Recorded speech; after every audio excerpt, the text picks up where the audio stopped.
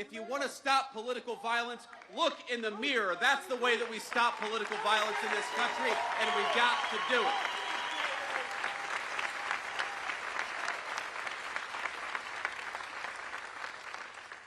And while we're all mourning and rooting for and praying for everybody who was injured at that ICE facility, and as far as we know, it looks like some of the detainees, in other words, some of the potential illegal aliens, were some of those who were affected. Look, just because we don't support illegal aliens, we don't want them to be executed by violent assassins engaged in political violence either. So we're praying both for our ICE agents, but also for everybody who's affected by this terrible attack.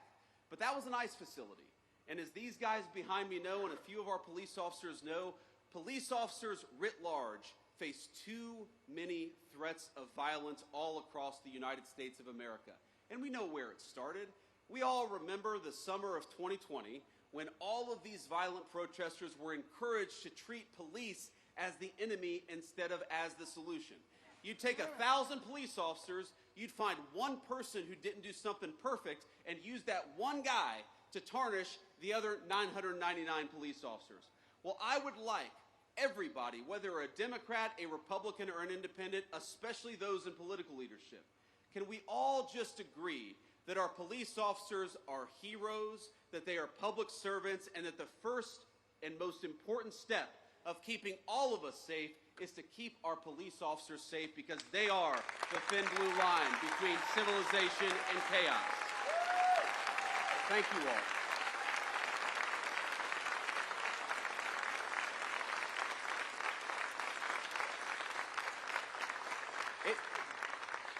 It just happens too much. Our police officers being assaulted, our police officers being attacked. You have these crazy attacks where you have a cop in a squad car who's enjoying their lunch break, and somebody comes up and summarily executes them before the cop even had a chance. It happens way too much, and it happens because too many of our political leaders have encouraged it. Now, it's not just that. It's not just the rhetoric that encourages violence against our law enforcement. You know, when I was in the Senate, there was a big bill that was going around, and it was basically that we were going to try to eliminate qualified immunity from police officers, one of the most disgraceful and worst ideas that I've ever seen. In other words, that we were going to make it easy for criminals to sue police officers for doing their job. Now, does anybody think, when you see the fake news media and the way they attack our police officers, does anybody think that we need to make it harder for our police to do their job? No. Some of America's cities today have worse murder rates than the very worst third world cities all over the world. That's not a joke.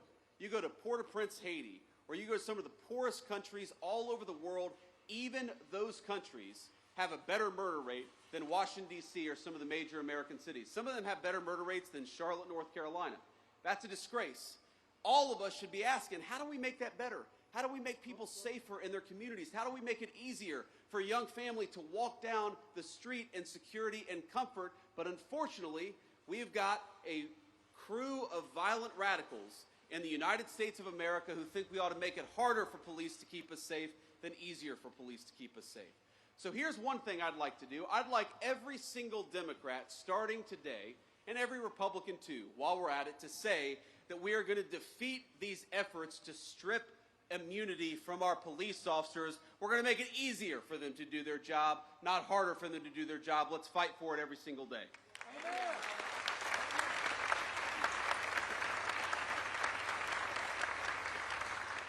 Get your breath off their ass. That's exactly right, sir. That's exactly right. You can say that, but I can't. I've hit my quotient for cuss words today. I don't want Ted Budd to disown me, so I'm not going to say that, but we can run the clip back later. But let me just leave you with one final thought here. Look, I was asked earlier today by a reporter I actually like, but a reporter who said, well, don't both sides have crazy people? And of course, obviously, country of 330 million people, of course, both sides have crazy people. But if you look at the political violence in our country over the last couple of months, the last couple of years, it is not a both sides problem. It is primarily on one side of the political line. So if we are going to truly go after the political violence in this country, we need the Democratic leadership of Washington, D.C. to look in the mirror. We need them to renounce all political violence. When a poor kid like Charlie Kirk is gunned down in cold blood, we need them to start with condemning the violence instead of condemning something that Charlie Kirk said that they disagreed with. When you have an entire network of left-wing organizations that encourage, that promote, and that apologize for violence, you know what you're going to get out of it? You're going to get political violence. So here's my sacred obligation to you, to all the law enforcement, but every person, whether they wear a uniform or not. Over the next couple of years, the Trump administration is going to do everything that we can to dismantle the networks, to destroy the funding, and to make it harder for people to kill one another just because they disagree with what somebody says. That is what we're going to do. We're going to fight for it.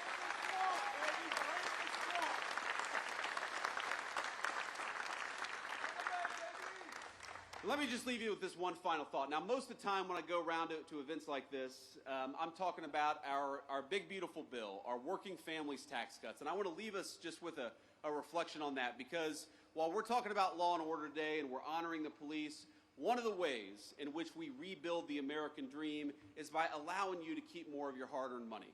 And that bill that these great congressmen worked on and the great senator here, what it did was very simple. It increased the child tax credit. It meant that we're going to increase take-home pay by about $10,000 over the 4 years of the Trump administration. It means that if you're working on tips or if you're working an overtime shift, the government is going to take less of your money, and I think that's a pretty good idea, because if you're working hard, I think the government ought to keep its hands out of your pocket. We're going to do all those things. Because I believe the American dream is fundamentally about this principle. It's about the principle that for all the parents and grandparents out there, and I'm now the parent of 3 beautiful young kids, I just want them to have a better life than the life that I have. That, to me, is the core of the American dream. The promise that if you work hard and play by the rules, we're going to give our kids and we're going to give our grandkids something that's just a little bit more prosperous, a little bit more secure, and a little bit more proud than what we were given when we were kids. That is, I think, our sacred obligation. That by inheriting a great country from our parents and grandparents, we got to pass on something even greater to the next generation. But none of that matters without law and order and public safety. How can you have the American dream if you can't walk down your neighborhood in safety? How can you have the American dream if you're worried about getting mugged when you're taking your family out to a nice meal downtown? How can you have the American dream when every celebration, every big moment in a person's life, you're too worried about violent crime and not focused enough on the things that make life worth living? One of the things that we have got to get back to remembering is that if we want to preserve the American dream, we've got to preserve the right of everybody, rich or poor, to live in safety and security in their neighborhoods. You know, when I grew up in Middletown, Ohio in the 90s, we didn't have a whole lot of money. I was raised by a woman who struggled very often to put food on the table and clothes on her back. Mamaw. Everybody loves Mamaw. Most of all me. But you know what? For all of the problems that we had, for all the times that Mamaw was worried about where our next meal would come from, for all the times that Mamaw was sometimes terrified that she wouldn't be able to make an important bill payment, we never worried about public safety. And the reason we never worried about public safety, the reason she knew I could go across the street and play in the park in safety and comfort, is because we had something in this country. And that was a recognition, Democrat and Republican, that we stood with law enforcement and we stood with their mission. It didn't matter what your political affiliation was. We wanted to support people who kept our communities safe. And that's something we've gotten away from, because a lot of the people who report on the news, a lot of the people who actually make policy in Washington, D.C., let's be honest, they are wealthy people who can block themselves off from the consequences of the policies they impose on the rest of us. Now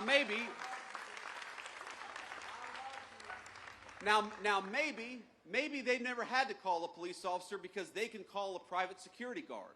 Maybe they've never had their home broken into because they live behind a gated community. Maybe they don't have to worry about walking down the streets of a city safely because they've got a driver in a big fancy car who can take them from point A to point B, but that is not true of the gross majority of our citizens. So I want to tell you, when I talk about protecting the American dream, when President Trump talks about fighting for the American dream, at the very top of that list is fighting for your ability, whether you're rich or poor, to be safe in the home that you love. It is our sacred obligation. It's their sacred obligation, and we're going to work for it every single day. God bless you. Thank you for having me.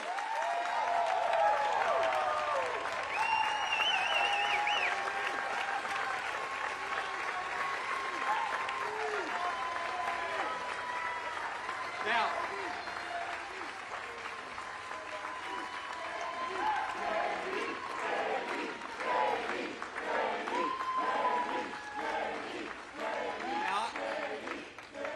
I forgot. I told them the fake news, and I'm sure there's some real news back there. I told them I'd take a few questions. So, I'm not getting out of here just yet. We'll take a few questions from the reporters. I would prefer to start with some of the local North Carolina folks, and then we can take some national questions after that.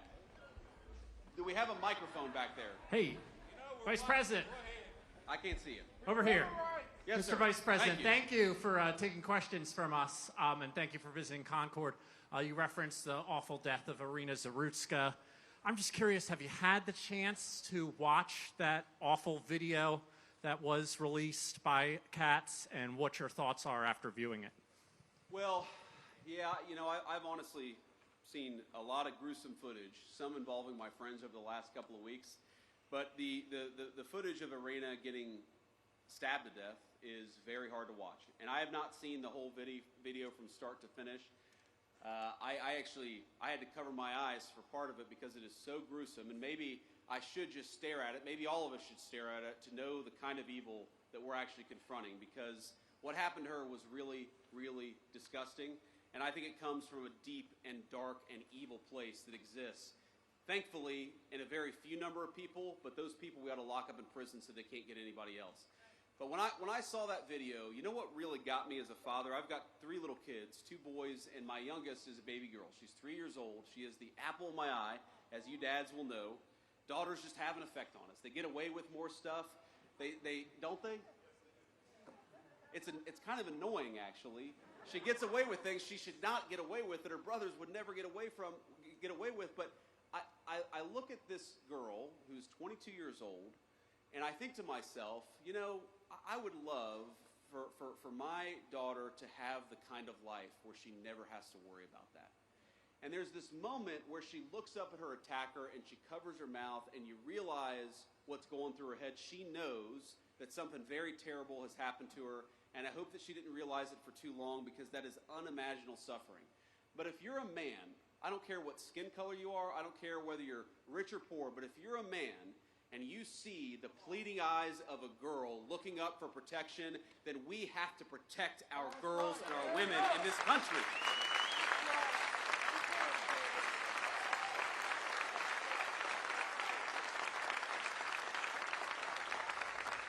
And that was my reaction to it. That was my thought when I watched it. Now, young man, this is a very earnest young man.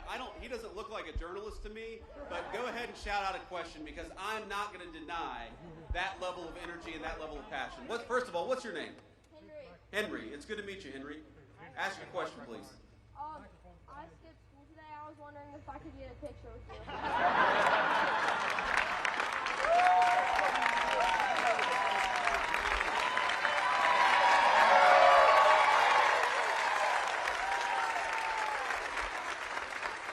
Henry said, I skipped school. Can I have a picture with you? Well, I guess you got to have some excuse to skip school, so I might as well get a photo with Henry.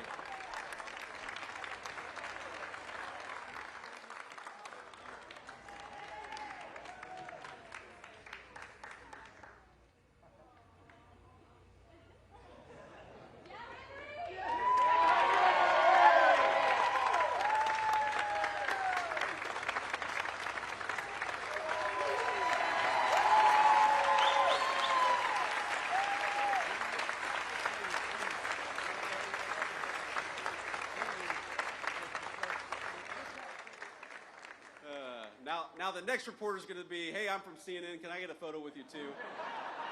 I wish that I got questions that easy. I'm not holding out hope. Sir. Can we get you a microphone? I can't hear you, sir. Gotcha. I'm Jordan Green with Raw Story. President Trump and other speakers here have blamed former Governor Cooper and the mayor of Charlotte for Irina Zarutska's death. Do you also hold the North Carolina General Assembly responsible, who set the laws governing pretrial release that may have affected this crime? Well, look, I think every politician who didn't work hard to keep violent criminals behind bars deserves to have some of the blame. But at the very top of that list is Governor Cooper. Because at the time that we were pushing these soft on crime policies, Governor Cooper was the man in charge. Now, I know we've got some great North Carolina legislators, and I might call them out if they're here. Do we have North Carolina House Speaker Destin Hall? Where's Destin at? Destin, thank you, man. We got Phil Berger here. Phil, thank you so much. Senate President Pro Tem. We've got County Sheriff Van Shaw. Where's County Sheriff Van Shaw? Thank you, sir. We've got Cabras County DA Ashley Shanley. Is it Shanley? I got that right? Okay. Of course, we've got North Carolina GOP Chairman Jason Simmons. Jason Simmons is... That's a celebrity in the Trump White House there. North Carolina Labor Commissioner Luke Farley. Luke, where are you? Luke, thank you. And I know, look, I know that our great North Carolina local legislators here have worked very hard to solve some of these soft on crime policies and make it harder to let violent criminals out so easily, and to demand that when you have a violent criminal who goes in, the person stays there and doesn't get a slap on the wrist and released to commit more crime in the community. That's what we want. We don't want a criminal justice system that goes after innocent people. We also don't want a criminal justice system that lets obviously violent felons out of prison without any real consequences. It's just very simple. And again, I go back to the statistic where we have got such a small number of people who commit so much of the violent crime. If we just locked them up, and I mean, look, I believe in repentance and I believe in forgiveness, but I believe that forgiveness often only comes on the other side of real punishment and real regret, which is why we got to lock some of these guys up in the first place. So yeah, I blame the political leadership, and I can't get over a governor who pursued soft on crime policies, Roy Cooper, who pursued soft on crime policies, who let violent criminals out of prison, and then after Irina was murdered, to have the audacity to blame our law enforcement. Law enforcement arrested this guy 14 times. They did their job. It's time for the politicians to do their job too. Next question. Vice President Vance, thank you so much for taking questions. I'm Casey Jones from WCCB Charlotte. When it comes to cracking down on crime in cities like DC, Memphis, Chicago, sending the National Guard, what specific metrics does the administration use to decide where those resources go? And can we expect that kind of response here in Charlotte anytime soon? Well, look, if the mayor of Charlotte and the governor of North Carolina asked for our help, we would absolutely send it, because we believe in helping people regardless of whether they're Democrats or Republicans. We would love to have the mayor of Charlotte reach out for our help. And that's, you asked what the metrics are, that's one of the most important metrics. We want to go where we can have a real partnership between local law enforcement and the federal officials so that we can root out the crime. And that goes to the second metric. What is the most important thing? You can tell how many people are being murdered in a community.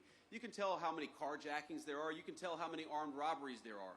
There's way too much violent crime happening in our country. And when we look at an American community, again, we don't care about their politics. When we look at an American community where people are suffering because of violent crime, our response is, we want to help, just let us. And I'd encourage everybody to talk to your local officials. I know we're a little far away from Charlotte, but to talk to your local officials and encourage them to ask for the help of the Trump administration. We are willing to provide it. We want fewer people to be affected by violent crime, but these guys have actually got to play a partnership role with us. And unfortunately, way too many of them, some of these people, it's crazy.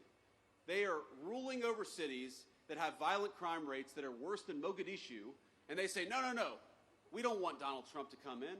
Well, excuse me, if you don't need the federal help, then why is your murder rate so terrible in the first place? You do need the help, you just need to admit it. Thank you, Casey. Next question. Vice President, Michael Warwick, I'm with WBTV. Welcome to Race and Country, first of all. IRENA's law was just passed by Republican lawmakers. It's now on Governor Stein's desk. It addresses cashless bail. It would allow magistrates to involuntarily commit people who they believe to be sick. However, opponents of that bill don't think it goes far enough for the mental health side of things. It also opens the door to the death penalty, which I know some opponents are against. Why would you encourage the governor, politics aside, to sign that bill? Well, because I want to keep violent criminals off the street, and I want Americans to be safer. And this bill does it. IRENA's law does it. Congratulations to the Senate President and House Speaker for getting it over the finish line. The governor's got to sign it. I guarantee if this bill is signed into law, it will help our incredible law enforcement keep the streets safe. And that's ultimately all I really care about. Again, it breaks my heart to think that you have young kids, especially in poor communities, whether they're black or white, who don't feel like they can walk outside. You've got grandmothers who are taking care of grandkids who don't want to sit out on their front porch because they're worried about drive-by shootings. That should break everybody's heart, and the way to solve the problem is to empower these cops to go after the bad guys and to do it with their full skill and their full force. Now, I don't know, have I read every detail of the law? I know some of the things that it does. I know that it ends cashless bail, which would be huge for the people in North Carolina. I know it makes it harder for some of these local magistrates to let people out with a slap on the wrist. That would be huge for the people of North Carolina. But could there be more? There could always be more. But don't let the perfect be the enemy of the good. This bill is going to make North Carolinians safer. They ought to sign it.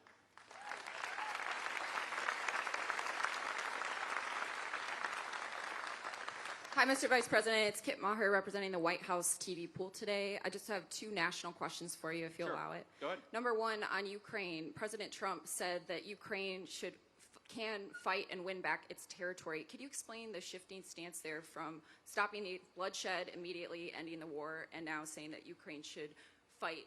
Is that a tactic to pressure Putin back to the table? We'll go ahead and do the second question. Yeah, second question. Last year, when I was covering you on the campaign trail, you told Joe Rogan that the difference between Harris and Trump is that Trump is not trying to censor his fellow Americans. Wondering if you can square your fervent belief in free speech with what's going on now with Jimmy Kimmel and the FCC pressure. I'd love to hear your thoughts on both of those. Well, look, on the free speech conversation, I'm pretty sure that Jimmy Kimmel was back on the air last night, and to the extent that he's not back on the air, it's because he's not funny and has terrible ratings. This is not a federal government problem. This is...